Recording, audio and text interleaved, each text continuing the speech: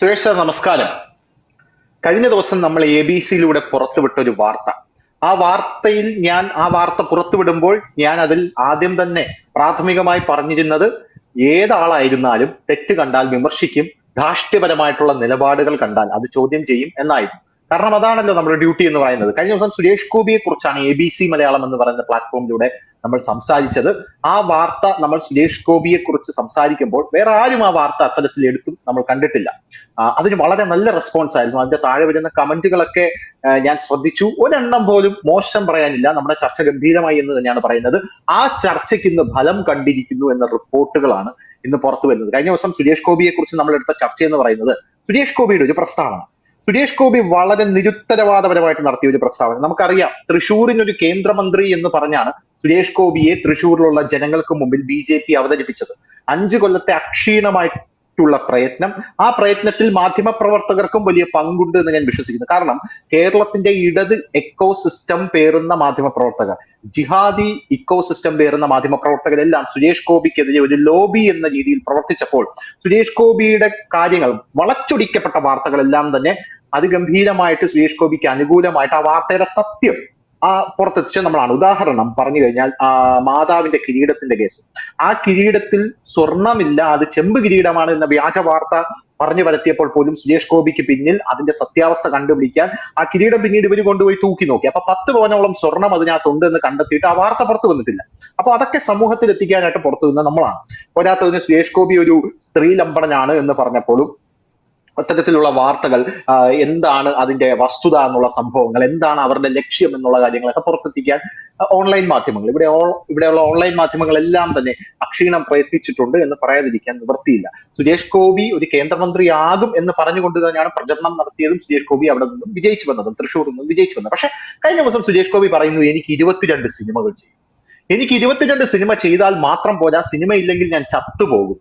പോരാത്തതിന് സുരേഷ് ഗോപി വളരെ നിരുത്തരവാദപരമായി പറയുന്നത്, ഇത് ഞാൻ അമിത്ഷായോട് പറഞ്ഞപ്പോൾ അമിത്ഷാ കയ്യിലുള്ള ഫയൽ കെട്ടെടുത്ത് വലിച്ചെറിഞ്ഞു.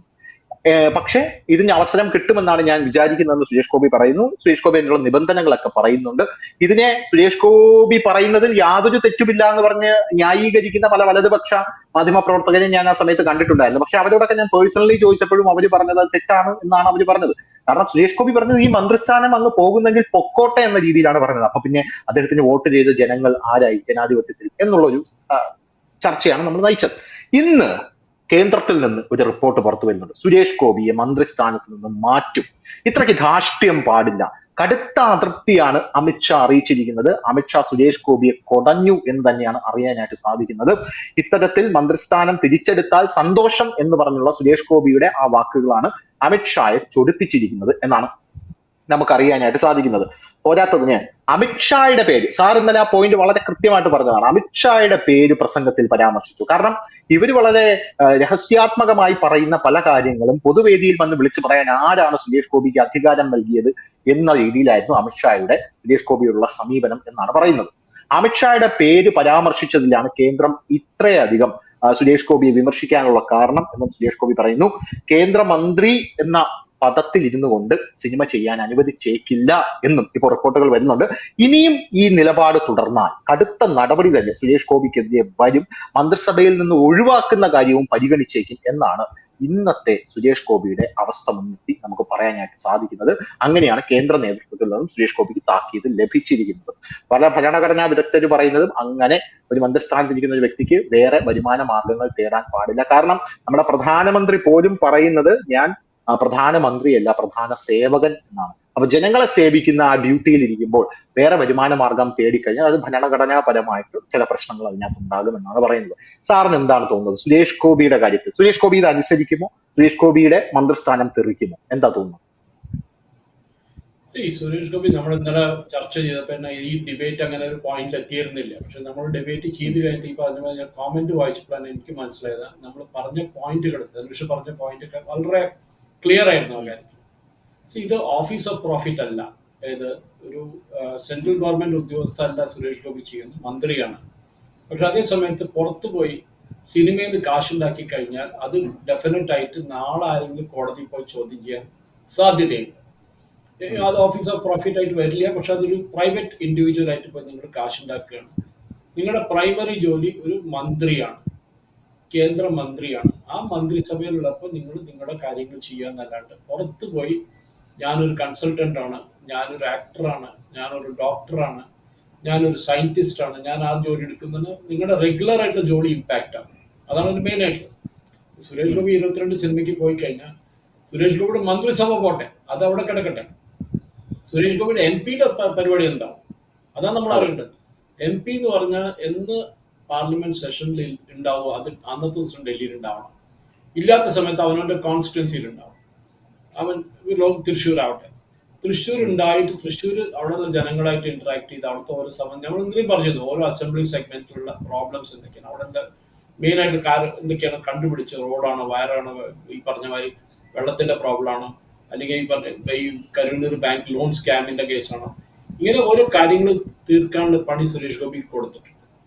പക്ഷേ ഈ പറഞ്ഞ സുരേഷ് ഗോപി അതൊക്കെ വിട്ടിട്ട് ഈ പറഞ്ഞ ഞാൻ അമിത്ഷായെ കണ്ടു, അമിത്ഷാ ഫയൽ എടുത്ത് വച്ചു, നമ്മളിതൊന്നും പുറത്തൊന്നും പറയാൻ പാടില്ല. ഞാൻ എന്തായാലും പറഞ്ഞിരുന്നില്ല, ഒരു അതെ കോൺഫിഡൻഷ്യൽ ഡിസ്കഷൻ നടക്കുമ്പോൾ നാളെ ആ വ്യക്തിക്ക് നിങ്ങളുടെ മേലെ ഒരു കോൺഫിഡൻസും ഉണ്ടാവില്ല. ബിക്കോസ് അറിയാം ഇയാൾ പുറത്തു പോയി ഇതേ കാര്യം പിന്നെയും വിളിച്ചു പറയും, ഞാൻ വല്ലതും പറഞ്ഞു കഴിഞ്ഞാൽ മിണ്ടില്ല.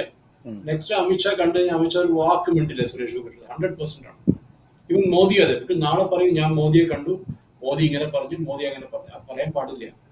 ബിക്കോസ് രണ്ടുപേരും തമ്മിൽ നിങ്ങൾ പബ്ലിക് മീറ്റിംഗിലിരുന്ന് ചർച്ച ചെയ്യുമ്പോൾ അത് വേറൊരു കാര്യം. നിങ്ങൾ അത് ഓപ്പൺ ഡിസ്കഷനാണ്, അല്ലെങ്കിൽ ഒരു കോൺഫറൻസിൽ ചർച്ച ചെയ്യുമ്പോൾ അത് ഓപ്പൺ കാര്യമാണ്. പക്ഷെ നിങ്ങൾ രണ്ടുപേരും ഒരു റൂമിലിരുന്ന് ഒരു മീറ്റിംഗ് നടത്തുമ്പോൾ ആ മീറ്റിംഗിന്റെ ഡീറ്റെയിൽസ് നിങ്ങൾ പുറത്തു പോയി പറയാൻ പാടില്ല. അത് ശരിയല്ല, എത്തിക്കലല്ല. ബിക്കോസ് മറ്റേ വ്യക്തി അത് എഫക്ട് ചെയ്യും, നിങ്ങളെ മാത്രമല്ല മറ്റേ വ്യക്തി. ഇപ്പൊ നമ്മൾ കുര്യൻ സാറും മന്ത്രിസഭയിലുണ്ടല്ലോ, അദ്ദേഹം ഇങ്ങനെ എന്തെങ്കിലും സ്റ്റേറ്റ്മെന്റ് കൊടുത്തിട്ടുണ്ടോ? അദ്ദേഹത്തിന് ജോലി ചെയ്യും, തന്ന ജോലി ചെയ്ത് കറക്റ്റായിട്ട് ചെയ്ത് തിരിച്ചു പോയി ഈ പറഞ്ഞ മാതിരി ഡൽഹിയിലിരിക്കും, അവനോട് പണിയെടുക്കും. കാരണം ഓരോ മന്ത്രിയും ഈ നമ്മൾ പറഞ്ഞ പിണറായി മന്ത്രിസഭയിൽ നമ്മൾ കണ്ടിട്ട് മന്ത്രിമാരുണ്ട്, അവരാരും അങ്ങനെ ഇങ്ങനെയൊന്നും വിളിച്ചു പറയില്ല. വിളിച്ചു പറഞ്ഞ ഗോവിന്ദ മാഷാണ്, അങ്ങനെ ജോലി അതാണ്. ആണ് മന്ത്രി എന്നാവുമ്പോൾ നമ്മൾ പറയുന്ന ഓരോ വാക്ക് എന്തായാലും പറഞ്ഞിരുന്നു, അത് അതിന് അനലൈസ് ചെയ്യാൻ 100 പേരുണ്ടാവും. അതെങ്ങനെ പറഞ്ഞു, എങ്ങനെ പറഞ്ഞു, ആരെ പറ്റിയാണ് പറഞ്ഞത്, ഇതൊക്കെ വരുമല്ലോ. സുരേഷ് ഗോപിക്ക് ആ മെച്ചൂരിറ്റി വരേണ്ടതാണ്, പൊളിറ്റിക്കൽ മെച്ചൂരിറ്റി. അങ്ങേർക്ക് ഈ പറഞ്ഞ മാതിരി എമോഷണൽ മെച്ചൂരിറ്റി, ഫിസിക്കൽ അങ്ങേരെ ഓൺ മെച്ചൂരിറ്റി ഉണ്ടായിരിക്കും. പക്ഷെ ഇത് പൊളിറ്റിക്സിൽ വരുമ്പോൾ നമുക്ക് വായ തോന്നി വിളിച്ചു പറയാൻ പറ്റില്ല. നമ്മൾ വളരെ വളരെ കെയർഫുൾ ആയിരിക്കും, എന്താ നമ്മൾ പറയാൻ പോണെന്നുള്ളത് 10 പ്രാവശ്യം അത് ആലോചിച്ചിട്ട് വേണം പറയാൻ. അല്ലെങ്കിൽ ഈ പറഞ്ഞ മാതിരി അത് തിരിച്ചടിക്കും. തിരിച്ചടിച്ചു കഴിഞ്ഞാൽ ഒരു M P X M P ആവാൻ അധികം നേരം എടുക്കില്ല. അതാണ് നാളെ സുരേഷ് ഗോപിക്ക് ദേഷ്യം വന്ന് റിസൈൻ ചെയ്ത് ഇറങ്ങിപ്പോയാലും അതിന്റെ നഷ്ടം സുരേഷ് ഗോപിക്കാണ്, അത് തൃശ്ശൂർ ജനതയ്ക്കാണ് നഷ്ടം. ബിക്കോസ് ഒരാളെ ഞാനിപ്പോ തൃശ്ശൂർ ഉണ്ടായിരുന്നു 4 ദിവസം മുമ്പ്, അവിടെ ഒരു 4-5 ദിവസം തൃശ്ശൂർ ഉണ്ടായിരുന്നു, എന്റെ വീട് ഉം. അവിടെയായിരുന്നു. അവിടുത്തെ ആൾക്കാർ എന്റെ കസിൻസ് ഒക്കെ വന്ന് പറഞ്ഞു, ഇതാ ഞങ്ങൾ നിങ്ങൾക്ക് സുരേഷ് ഗോപിയെ തന്നു.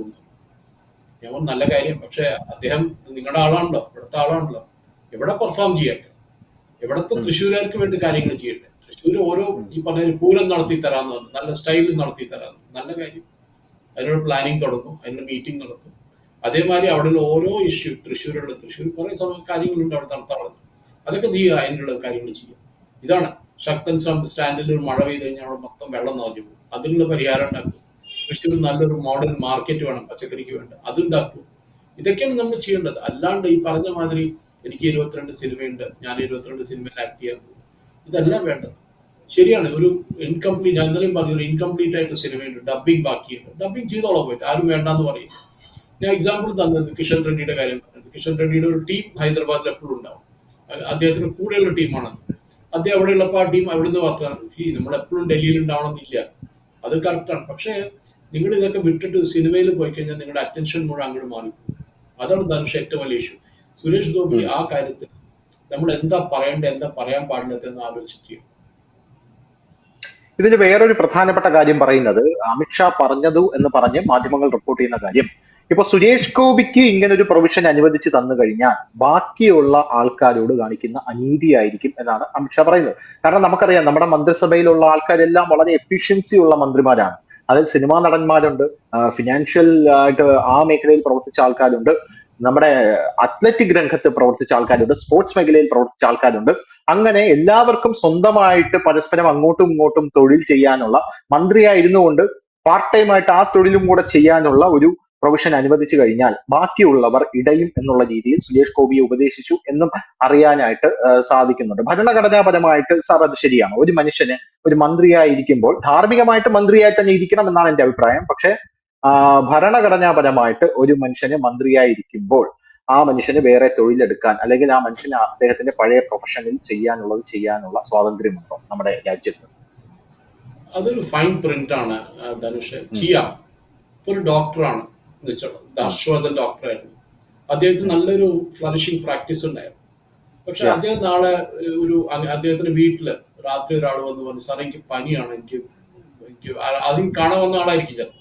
അപ്പോൾ അങ്ങനെയാണെങ്കിൽ ഇതാ പിടിച്ചു വന്നിട്ട് അങ്ങനെ ഒരു സ്റ്റെത്തസ്കോപ്പ് വെച്ച് നോക്കി ഒരു പ്രിസ്ക്രിപ്ഷൻ എഴുതി കൊടുക്കും. അത് വേറെ കാര്യമാണ്. അതിനും ഇതിനൊരു സംബന്ധമില്ല. അത് അയാൾ ഒരു ഗ്രാറ്റിസ് ആയിട്ട് ചെയ്യുന്നതാണ്, ഒരു പ്രൊഫഷണൽ പ്രാക്ടീസ് ആയിട്ട് ചെയ്യണം. പക്ഷെ ഫുൾ ടൈം പ്രൊഫഷൻ അല്ല. അദ്ദേഹം അതൊക്കെ രാജിവെച്ച് ഞാൻ മന്ത്രിസഭയിൽ അവിടെ നിന്നെങ്കിലും കുഴപ്പമില്ല, ഞാൻ 9 to 5 ഞാൻ പോയി ഏതെങ്കിലും പ്രൈവറ്റ് ഹോസ്പിറ്റലിൽ ഡോക്ടറായിട്ട് വർക്ക് ചെയ്യാൻ അത് പറ്റില്ല. അത് ഏത് ഫീൽഡിലായാലും. ഇപ്പൊ രാജീവ് ചന്ദ്രശേഖർ ഉണ്ട്. രാജീവ് ചന്ദ്രശേഖറിന്റെ റെഗുലർ ആയിട്ട് കമ്പനിയുടെ പണി മോൾക്ക് ജൂപ്പിറ്റർ എന്റർടൈൻമെന്റ് മോളെയാണ് ഏൽപ്പിച്ചിരിക്കുന്നത്. ഞാൻ കണ്ടിരുന്നു. അവരുടെ ബോർഡ് മെമ്പർ ആയിട്ട് ഇരിക്കുന്നത് ഏഷ്യാനെറ്റിൽ ഇരിക്കുന്ന മോളാണല്ലോ, എനിക്ക് തോന്നുന്നത് മോളുടെ പേരാണ് കാണാറ്. അപ്പൊ അങ്ങനെയാവുമ്പോഴാണ് ഈ പറഞ്ഞ മാതിരി അവനവന്റെ കോൺഫ്ലിക്ട് ഓഫ് ഇൻട്രസ്റ്റ് വരാൻ പാടില്ല. നാളെ ഫോർ എക്സാമ്പിൾ സുരേഷ് ഗോപിക്ക് ഒരു ഞാൻ ഇല്ല, പക്ഷെ എനിക്കറിയാം, ഒരു കോൺട്രാക്ടിന്റെ കമ്പനി ഉണ്ട്, ഒരു വലിയ കൺസ്ട്രക്ഷൻ കമ്പനി, ഇൻഫ്രാസ്ട്രക്ചർ കമ്പനി ഉണ്ട്. നാളെ സുരേഷ് ഗോപിയുടെ അതേ കമ്പനി സുരേഷ് ഗോപി പോയിരുന്ന ബോർഡ് മീറ്റിംഗ് അറ്റൻഡ് ചെയ്താൽ ശരിയാവില്ല. ബിക്കോസ് മന്ത്രിയാണ്. ഒരു കോൺഫ്ലിക്ട് ഓഫ് ഇൻട്രസ്റ്റ് വരുവാണ്. നാളെ അത് എന്തെങ്കിലും സെൻട്രൽ ഗവൺമെന്റ് ടെൻഡറിൽ എന്തെങ്കിലും അവർ പാർട്ടിസിപ്പേറ്റ് ചെയ്താൽ അത് ഇഷ്യൂ. സുരേഷ് ഗോപിക്ക് ചെയ്യേണ്ടതെന്നാണ്, സുരേഷ് ഗോപിക്ക് കൊടുത്ത ജോലി സിനിമ മറക്കുക കുറച്ചു കാലത്തേക്ക്. 1-2 കൊല്ലം, ആദ്യത്തെ 1 കൊല്ലെങ്കിലും ആദ്യം നമ്മുടെ കാര്യങ്ങൾ ചെയ്യാം. മോദി ഈ പറഞ്ഞ പോലെ ഇംപ്രസ് ആയി കഴിഞ്ഞാൽ നാളെ ചിലപ്പോൾ ഫുൾ ഫ്ലെജ് യൂണിയൻ മിനിസ്റ്റർ ആകും. പക്ഷെ ഇങ്ങനത്തെ ഓരോ സ്റ്റേറ്റ്മെന്റ് എനിക്ക് ജോലി വേണ്ട. അന്ന് ഞാൻ കണ്ടിരുന്നു, ഇതിനു മുമ്പ് തന്നെ ഡൽഹിയിൽ അന്ന് ഈ സത്യപ്രതിജ്ഞ ചെയ്യുന്നതിന് മുമ്പായിട്ട് തന്നെ സുരേഷ് ഗോപി എന്തിനാ തിരുവനന്തപുരത്തേക്ക് തിരിച്ചു വന്നത്? എല്ലാവരും ഡൽഹിയിൽ ഉണ്ടായിരുന്നു, എല്ലാ MP-സിനടുത്ത് ഡൽഹിയിൽ ഉണ്ടാവണം എന്ന് പറഞ്ഞിരുന്നു കമ്പൽസറി ആയിട്ട്. അദ്ദേഹം എന്തിനാണ് തിരുവനന്തപുരത്തേക്ക് വന്നത് എനിക്ക് മനസ്സിലായില്ല. അതെന്തോ ഒരു ദേഷ്യം വന്നു, എനിക്ക് മന്ത്രിസഭ കിട്ടാൻ പോകില്ല എന്ന് ആരും പറഞ്ഞു, അതോ എന്നെ ഫുൾ ഫ്ലെജ് യൂണിയൻ മിനിസ്റ്റർ ആക്കില്ല എന്ന് പറഞ്ഞു. അപ്പൊ ആ ദേഷ്യത്തിലാണ് തിരിച്ചു വന്നത്. പിന്നെ മോദി വിളിച്ചു പറഞ്ഞു. മോദി ഇപ്പൊ സ്വന്തമായിട്ട് വിളിച്ച് പറയല്ല, മോദിയുടെ ഓഫീസിൽ നിന്ന് ആരെങ്കിലും വിളിച്ച് പറഞ്ഞായിരിക്കും നിങ്ങൾ ഇന്ന സമയത്തിനോട് എത്തണം എന്നുള്ളത്. അദ്ദേഹം മീറ്റിംഗിൽ ഉണ്ടായിരുന്നില്ല, കുര്യൻ സാറൊക്കെയുള്ള മീറ്റിംഗിൽ അദ്ദേഹം ഉണ്ടായിരുന്നില്ല. 7 ലോക്കൽ മാർഗില് പിന്നെയാണ് വൈകുന്നേരമാണ് അവിടെ എത്തിയത് സ്വയറിംഗ് ഇൻ സെറമണിക്ക്, സത്യപ്രതിജ്ഞയ്ക്ക്. അല്ലെങ്കിൽ നാളെ തൃശ്ശൂരിലെ ആൾക്കാരോട് ചോദിക്കും നമ്മൾ എങ്ങനത്തെ ഒരു MP ആണ് നമ്മൾ പറഞ്ഞു വിട്ടത് ഡൽഹിക്ക്. നമുക്കറിയാം, ഈ ഡബ്ല്യു റഹീമിന്റെ മാരിയോ അല്ലെങ്കിൽ ജോൺ ബ്രിട്ടാസിന്റെ മാരിയോ ആൾക്കാർ പാർലമെന്റിലുണ്ട്. അവരുടെ കാര്യം വേറെ പറയാം നമുക്ക് അതിനെ പറ്റി. സുരേഷ് ഗോപിക്ക് അതിനെ നല്ല ഇംഗ്ലീഷ് ഉണ്ട്, നന്നായിട്ട് വർത്താനം പറയാൻ അറിയാം. ആ ടാലന്റ് ആണ് ഉപയോഗിക്കുന്നത്. നമ്മൾ ചോദിച്ചു വാങ്ങണം ജോലി. ഒരു മന്ത്രിസഭയിലുണ്ട്, അപ്പോൾ ചോദിച്ചു വാങ്ങണം.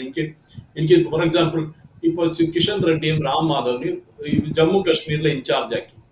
നാളെ സുരേഷ് ഗോപിക്ക് എവിടെയെങ്കിലും ഇൻചാർജ് ആക്കില്ല എന്ന് പറയാൻ പറ്റില്ല. നാളെ ചിലപ്പോൾ ബീഹാറിലെ ഇൻചാർജ് ആക്കി സുരേഷ് ഗോപി പറയും ഞാൻ ബീഹാറിലേക്കൊന്നും പോകില്ല, എനിക്ക് കേരളത്തിൽ തന്നെ വേണം. അത് പറ്റില്ല. നിങ്ങൾക്ക് തരുന്ന ജോലി നിങ്ങൾ ചെയ്യണം. അത് ഒരു പ്രൈം മിനിസ്റ്ററിന്റെ ഡിസ്ക്രിപ്ഷൻ ആണ്. ഏത് പോർട്ട്ഫോളിയോ കൊടുക്കണം, ഏത് സ്പെസിഫിക് ആയിട്ടുള്ള ജോലി കൊടുക്കണം. കുര്യൻ സാറിന് അന്ന് രാത്രി 3 മണിക്ക് വിളിച്ച് വയനാട്ടില് ഉരുൾപൊട്ടിയപ്പോ വിട്ടില്ലേ? അതെന്താണ്?